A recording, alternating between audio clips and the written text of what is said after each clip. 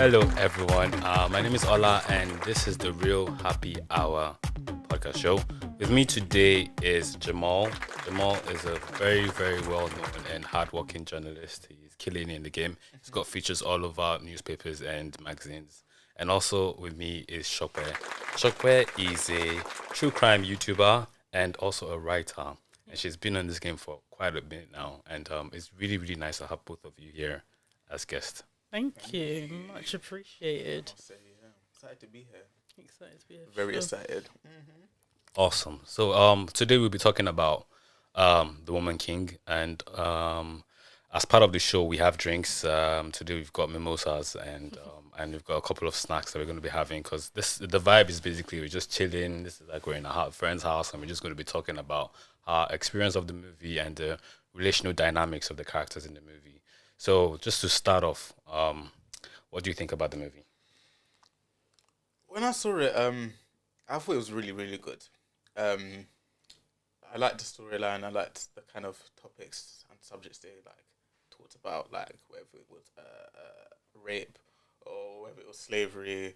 But I think the whole aesthetic of it, of the whole context of the movie, like being pre-colonial West Africa, was something that I just liked seeing. I just liked seeing it in the movie and kind of like experiencing it. Like, because that's probably the first Hollywood movie that's fully filmed like or made a movie about pre-colonial Africa, really. Yeah. West Africa. No, agreed. It's this funny thing that you say. Like the standout thing about it being pre-colonial Africa is that it was pre-colonial Africa, but it's pre-colonial Africa without the colonialism. The Dahomey community didn't welcome colonialism and like slavery in the same way that other surrounding countries did. So I think it was interesting to see it from that aspect, sort of trying to fight off colonialism and enslavement of their people. Because if we remember, it got to a very desperate point where he started to he was always against it, as in the king, and he started to sort of consider, like, is that what is best for us? And I think he stuck to his guns, and I think it was really interesting and refreshing to see, like, a version of Africa that was free of colonialism. Yeah, very true. Yeah, but I was going to say, before we even asked, I was going to say, I don't want to hit any criticism because that film was 10 out of 10. It was a good I film. really did like it. Yeah, it was a really honestly. good film. Yeah. Had me on my seat, man. What before watching it? What was your initial thought the film would be like? And what did you think it would be like before? Oh, to touch on to what Sope said about it being free from colonialism, I think it's based on a real life history. So a Doge was it like group or whatever that actually existed. However, in real life, they were actually capturing people for the slave trade. Yeah. So the director, I forgot her name. She kind of like revised it. Yeah. So yeah, I'd had that kind of going into it, and I think that's why Lupita Nyong'o kind of backed out. Oh, was she really meant to be in Yeah, it? she was going to be in it, but I think she backed out because of that, or it may be another reason. Wait, what reason specifically would you mean?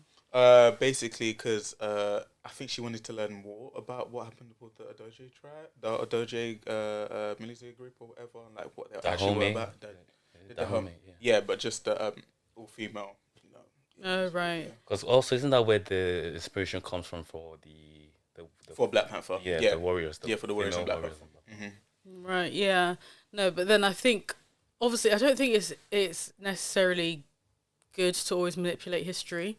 I think to some extent we should learn what, the authentic, like, real history is. But then at the same time, I think representation is always important, and to show, like, women being capable of, like, leading the army for a community, being that good as well, and, like, the fact that women were trusted to be to obviously be part of the army and things like that, like not was it? I don't think it was only women, was it? But it was predominantly, predominantly focused on the women.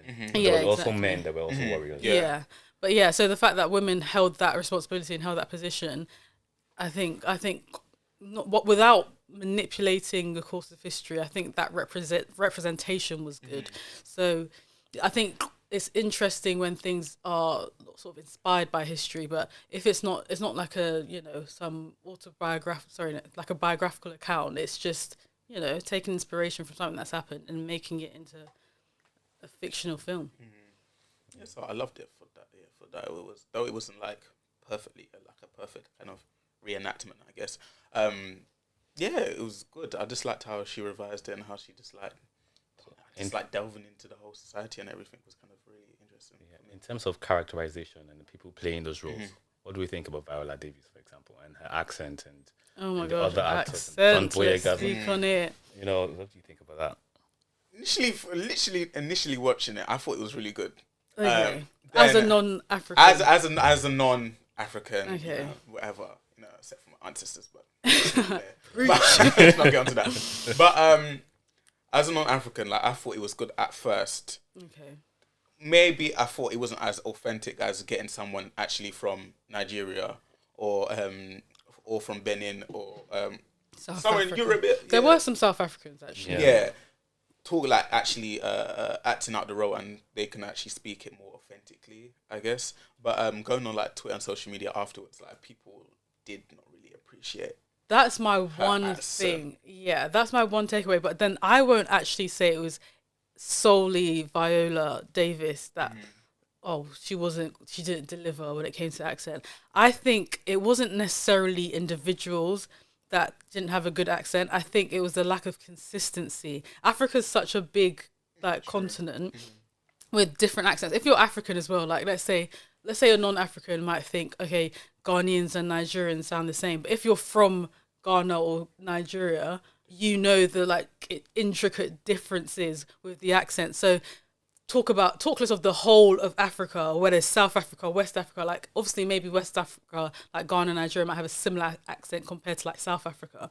But then they're taking people from South Africa, West Africa, East Africa, all over, and they're creating this like generic accent, and it just doesn't exist. So naturally there's just inconsistencies in the accent, and they're supposed to be reflecting a community, and that's just, they didn't relay that very well. There's a flipping, what's his name? John Boyega, who's doing a Nigerian accent. There's the Viola Davis's child, I guess, doing the South African accent. True, yeah. That was just, and then there's Viola Davis herself, who's doing God knows what accent that was. It's like American. Yeah.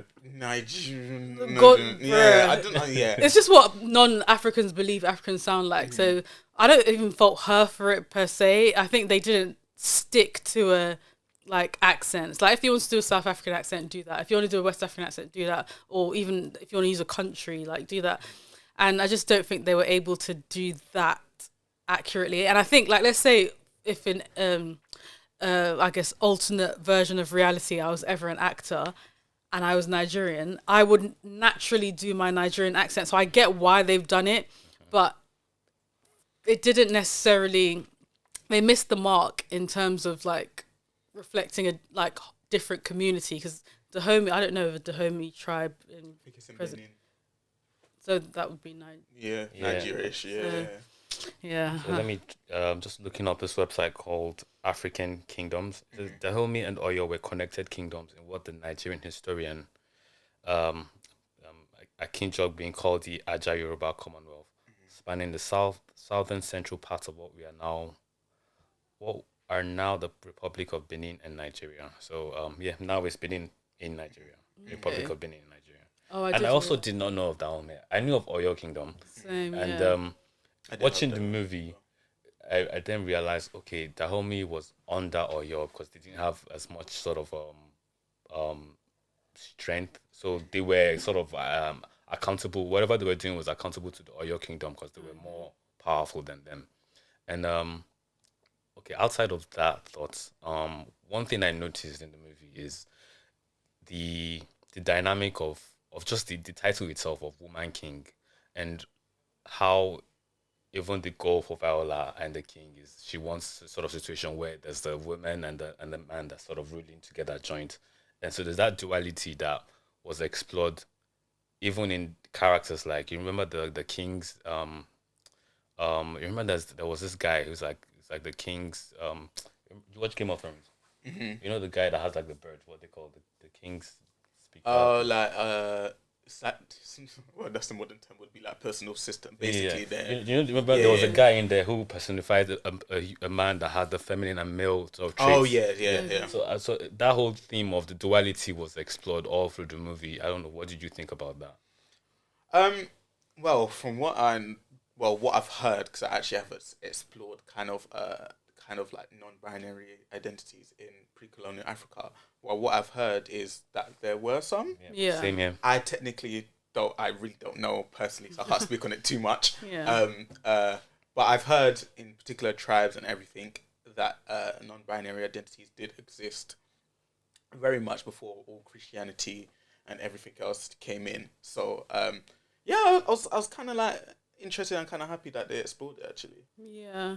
I think Africa in general, like in terms of religion and spirituality, Africa, well, Nigeria, I'll speak on Nigeria as a Nigerian. Nigeria lent, I don't know if lent's a word, but they sort of leaned more towards spirituality. So I'm sure that sort of enabled more fluidity because then the constraints weren't necessarily there. So you can sort of explore like different identities could be explored. So I think the timeline in which it's not the timeline. Sorry, the time in which the film was sort of would have reflected that. So it would have reflected like the explorations of different identities and fluidity. So yeah, I think it was interesting. Yeah, I didn't actually think about that. That wasn't one of my takeaways. But now that you say it, it was really interesting because just learning about because I tried to research it before, but there's so much tribes within Nigeria itself and within Benin. Like it's just like it's very very complex to get a full understanding of kind of what each tribe felt and their society kind of structures and belief systems and everything. So yeah, it's hard to do it, but I was really happy that they kind of explored that as well. Yeah. And also watching it for a second time, when I first saw it, anyway, the second time I watched it, I started seeing this theme of sisterhood that I didn't see in the first time. I don't know why my mind just was like Viola and this really beautiful lady. I can't remember her name now. The closest homie warrior. I was like, this two, the relationship looks a bit. But watching it the second time, it was just a really beautiful sisterhood that I was just not used to seeing, and it's explored with Viola and that lady. Gosh, I wish I had her name, and her daughter and the two other ladies that she was with. So that theme of sisterhood was in that movie, and I don't know what do you think about that? I think I can't remember her name in the. I'll try and get her names. Film. I think her real name's Letitia something. I can't remember. So Sheila Atim was the really tall, beautiful lady that was sort of as tough as Viola. Sheila. Yeah, Sheila Atim. I took a Lashana. That's the other one as well. She was. And then Lashana is she was sort of like a second generation big sister. Right. That's who I was referring to. Yeah.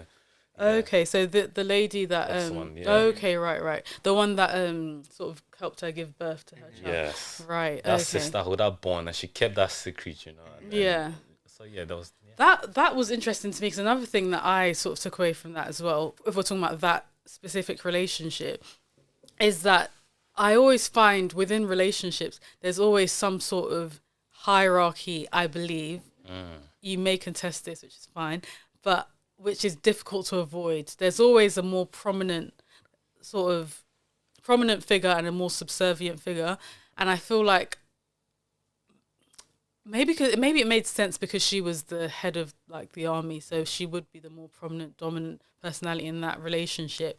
But I didn't like that there was one that was subservient to the other if they're equals and if they're. So I recognized the sisterhood and I thought like that it was a powerful relationship. But in terms of like one being subservient to the other and one, I didn't feel like it I don't know. I think it undermines their friendship because why is one more than the other? Yeah. But yeah, I don't know. What do you guys think? Just you know what? I never actually really thought of it. It was just comforting, I guess, because being around like most people in my family are like matriarchs, basically. You know what I mean? Like had matriarchs in my family for ages, so I liked it. Like, yeah, like this reminded me like of my family and everything else, and like people and stuff that I've known of, like different, like my friends' African families and stuff. Yeah, I liked it. Okay. Awesome. Yeah. Beautiful. Another thing I noticed is there's this whole trope, I hope is the right word, of the strong black woman. Right. What do we think about? And I think that's watching it a second time. It felt less for me. If it looked a lot less than a strong black woman and more like sisterhood, we're together. But what do we think in terms of the representation of strong black women and the negative effects of that for us and for women, black women especially, and how that was reflected? When I contextualize the term strong black women, I always imagine it in the context of struggle, like a woman having to be strong because she comes from struggle and comes from a place of struggle, and her having to like rise above that struggle. But what I found with this, it wasn't a place of necessity. It didn't come from necessity. They were inherently strong people, and they used that to their advantages. So I feel like it was relayed in a very effective way. Because if I say, like, I don't know, like on Twitter or whatever, like, yeah, she's a strong black woman, like all of that stuff, it's because she had to be. Whereas this, they didn't. It wasn't necessary that they had to. They would, like, even if we go back to the inception with oh goodness, I've forgotten her name, the Viola Davies's daughter in the film. She didn't feel like she didn't fit into the mold that was pre-existing. She didn't want to get married to some old man and just be this like subservient wife and have children for him and have like not have a real loving relationship with him, but just sort of fit the criteria of that community. And she didn't want to do that. She felt like she had attributes that would be more useful elsewhere, which is why she ultimately wanted to join the army. And that was her recognizing her strength as an individual, and thinking, where is this going to be recognized and by the people? Where would this be best received, and where will it be most useful? And I think that was what I see as a strong black woman, like knowing the attributes you possess and where would that be like well received. And I think that was they were effective in like relaying that. It wasn't the strong black woman that needs to be strong because she's just experiencing hate, experiencing so much stress, and that's not the soft life that we want for ourselves. So no. So I liked what they did there. I liked it. I don't really partake into like the strong black woman being like a kind of trope. Right. I think it's just kind of celebrating what black women have done and the strength, determination, independence of black women within itself. So I don't find it as trope. I find it more of celebrating who black women are inherently, in my opinion. But if we dissect that though, like where that celebration comes from, it comes from a place of having to like keep your head above water. True. And in my opinion, maybe you might see it differently, but I feel like it comes from a place of having to like keep your head above water in the face of like adversity, and you have to having to be strong, which is why I say like in the film I didn't feel like it came from a place of necessity. It came from a place of like recognizing your inherent strength and like like where that I agree be. with that. I can't say that. I agree with that. Yeah, because to some extent they did relay what a strong black woman is when she like recognizes her strength inherently, but then at the same time they did also relay the like strong black woman in a different context, as in the black woman that has to be strong because of her situation. Because in another sense, the people that were put in the army were like sort of, they existed on the fringes of that community. They were sort of marginalized people. They didn't abide by like, they didn't keep up with the status quo, if that makes sense. Like they were like, I don't know, they were on the peripheries of society. It wasn't necessarily a good thing. Like her family was ashamed of her to have to to not end up with her husband and have to go to the army. So I think they really explored that because ultimately it was a good thing. Like, we respected her. She gained respect. She was successful in the role that she like employed. But at the same time, at the very beginning, it wasn't something that was necessarily a good thing. Well, by the perception of society, of their society. But yeah. One question. Yeah, go on. Before. Yeah. But I kind of, yeah, and touching on kind of the strong black woman thing, that's kind of like liked how they kind of explored, not explored threat, but basically the strength in black women. So kind of explored that, like, even from a time where you don't think it would have, like, something like that would have happened. Like, you would think, like, basically when women turn to 18, they'll just get married off, especially back in the 1700s, whenever that film was taking place. That film was like kind of based on. So yeah, I like that as well. Yeah. Great observation. Now, before the movie, did we know that how involved Africans were in the slave trade? Yes. You did? Oh, wow. I did not know that. You know. I did not know that. Yeah, I did know. It's not something I like.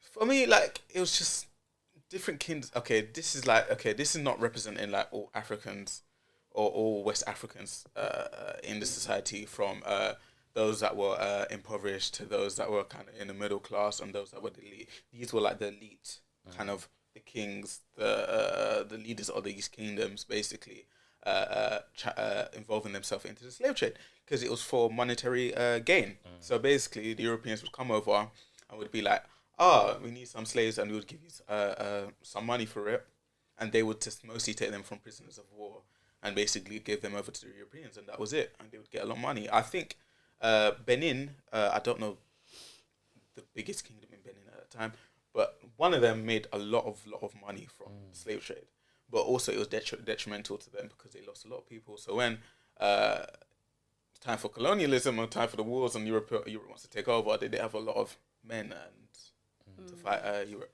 But that's not why they lost. But anyway, it's not to get on that. But so it was nothing, like, as someone that's like comes from like a descendant of slavery, it was nothing kind of abnormal to me. Like, I knew about it and I didn't feel any type of kind of way about it because I knew it was the elite that was mainly going for it. Because also on the other hand, there was groups that were, of course, like getting their family members back from slavery, and like groups basically fighting these kind of kingdoms and like the armies of kingdoms to get back their friends or family that were trying to be enslaved. So Yeah, I'm not going to. I don't think I know to the extent that you do, to be fair. But I did know about. Like, I knew it was quite generally. I knew that Africans were complicit in the buying and selling of slaves. I think prior to colonialism, like internally, there was the like slave trade, and then I think they became, obviously, what's that word? What was it? The transatlantic. It became transatlantic. Yeah. When obviously the West came into Africa, but I think that was what I liked, though, that there was that rejection of that. Like, they didn't. That was a big. Was it? Because I'm getting a bit confused now because I think they didn't welcome it in their like in the Dahomey. Yeah, they didn't like it. But I think they even had to select. She had to select people from the Dahomey to also be slaves. Yeah, but then there was, I think, the neighboring. Like, I don't think it was a country thing. I think it was a community thing because I think the Oyo people they demanded more of that for their resources. So people were a resource. That's why when they were saying we could use palm wine as a source of resource, they were like, well, we already have something working with people, and maybe dowry or carry. I don't know what else we're using. So they were against that. So the guy, I don't know if you both are aware, the guy Ade, or I think his name was Ade, the main guy from Oyo, the villain. He's a Nigerian guy, and I don't know, were you aware of that? Like, this is a prominent Nigerian actor. Oh no. Oh, Yeah, it's like No. he's a Okay. I knew very- his accent was That's good. why his accent was. Yeah, I was thinking he had a good one. He had a good one accent. Yeah. And so Okay. that whole conversation between him and John Boyega in the beginning, that was like one of my best scenes because it was just beautiful. They were just talking so beautifully. It was like, wow, nice. There were so many tweets around, the conversation and their accents being like somewhat authentic, but like very educated, authentic speaking people. What do we think of John Boyega and the villain? And John Boyega and his wife, that very mischievous wife.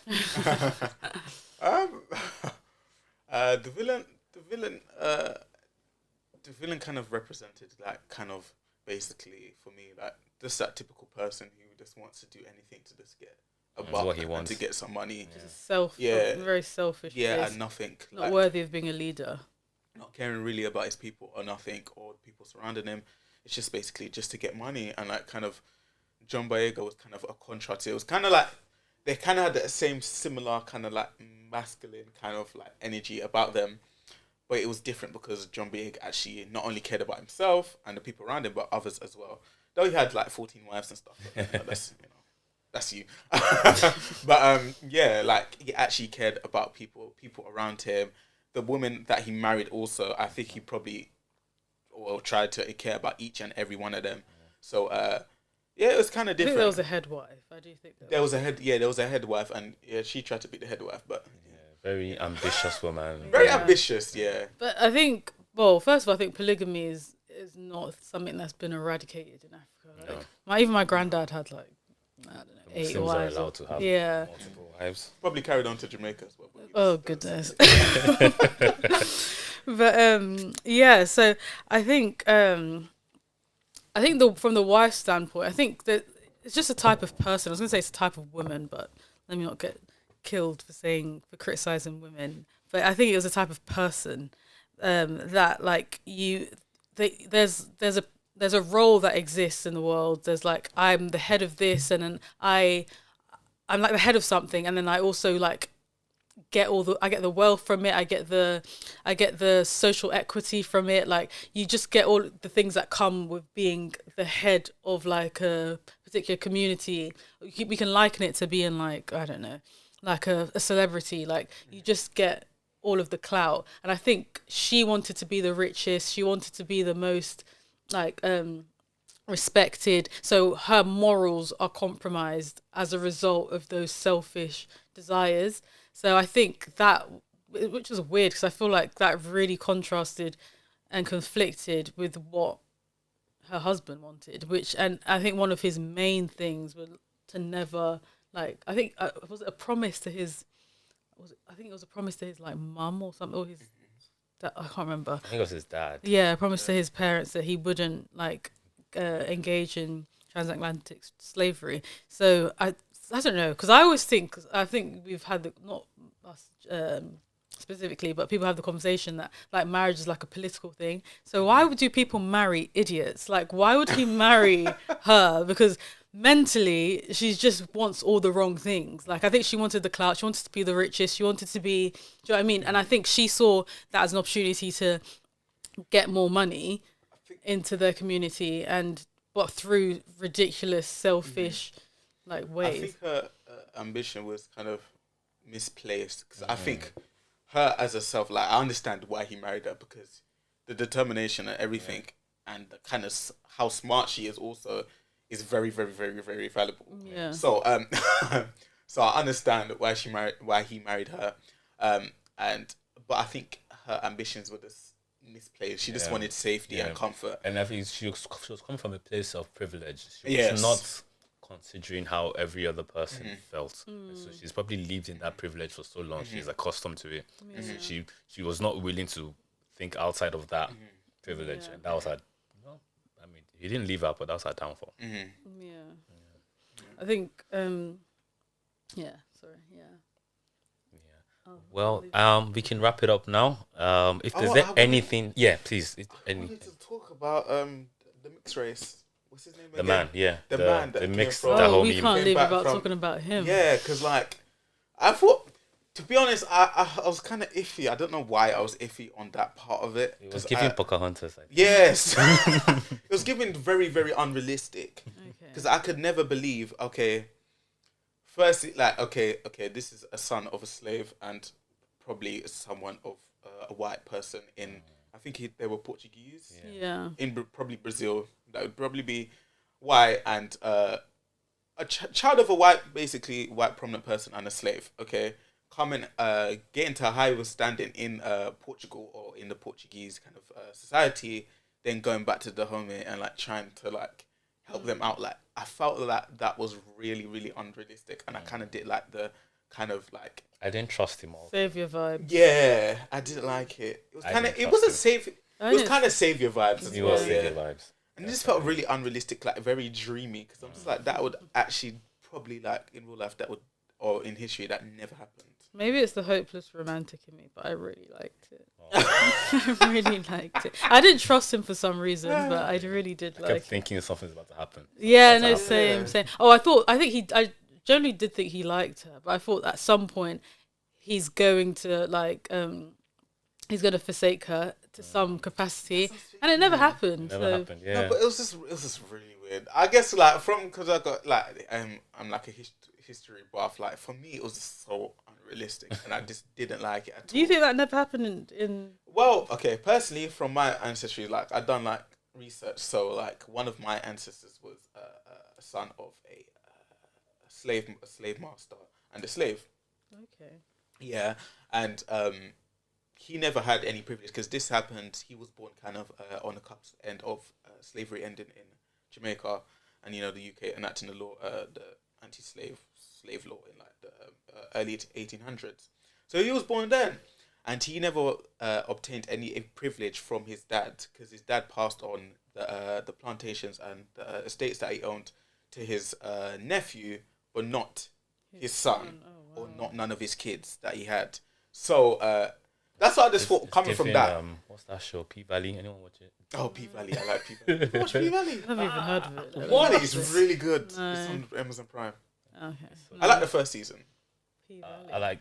I get why you like that more, but I like second season. Yeah, the first season for me. What's it about? It's about, Well, maybe off camera. yeah. You can say here. Yeah, it's fine. Well, it's like a basically it's surrounding stories surrounding a strip club in Georgia. In South South Chucalissa. Chucalissa, yeah, in South like South, like South, very yeah, south.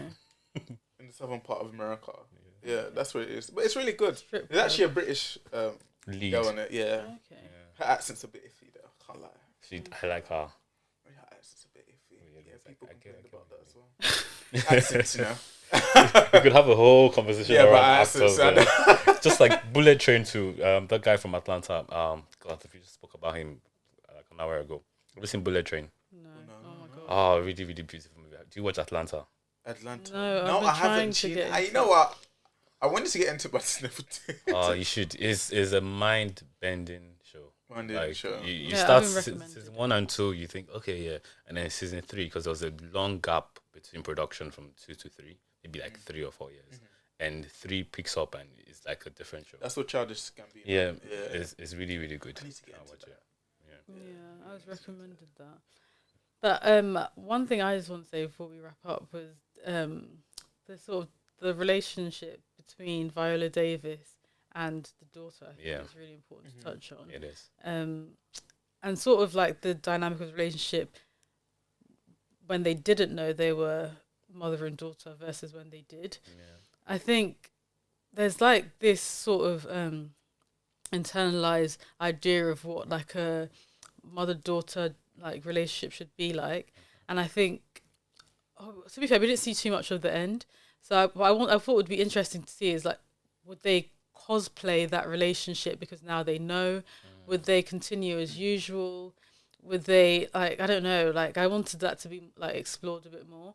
But yeah, and it also made me think about like the nature versus nurture argument, because there was some sort of unspoken, I don't know, rapport between them that was very powerful, and that's before they knew that this is, I mean, this is my mother, this is my daughter.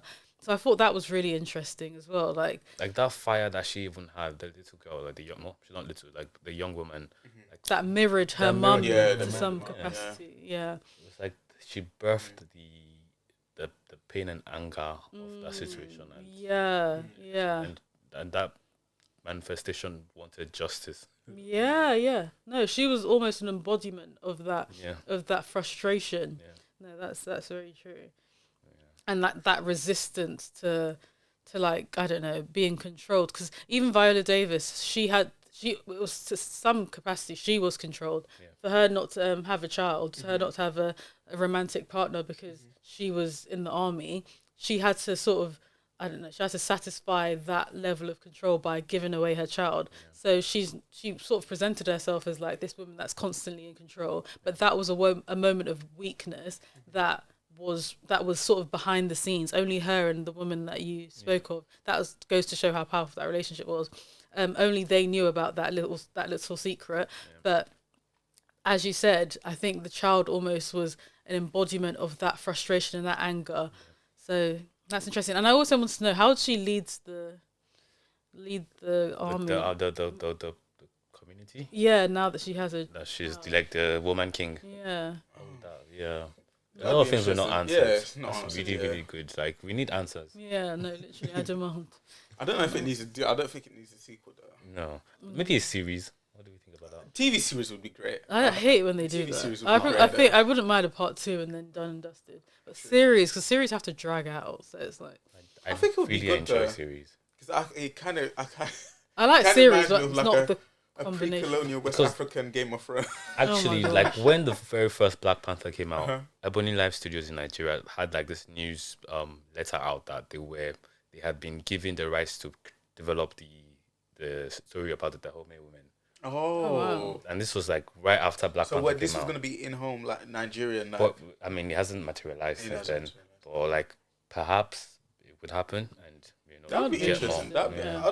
I'd actually watch it. That is like basically the same story. Like, it would be interesting. Have to you get guys watched perspective. Black Panther. Yes. Too? Yes. Did we? I really We liked could it. go on, guys. Yeah, Please come back again. Yes. Absolutely.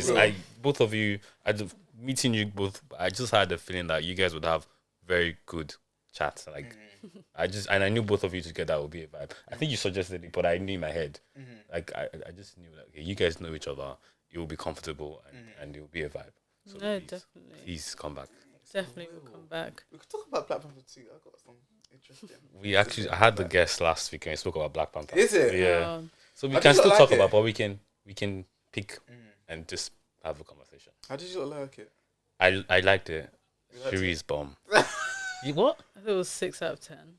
I think because she's not a Marvel fan. Yeah, that's true. That's You're not a also Marvel true. fan. If you're not a Marvel fan, I don't think you would like it too much. Yeah, no. I loved it.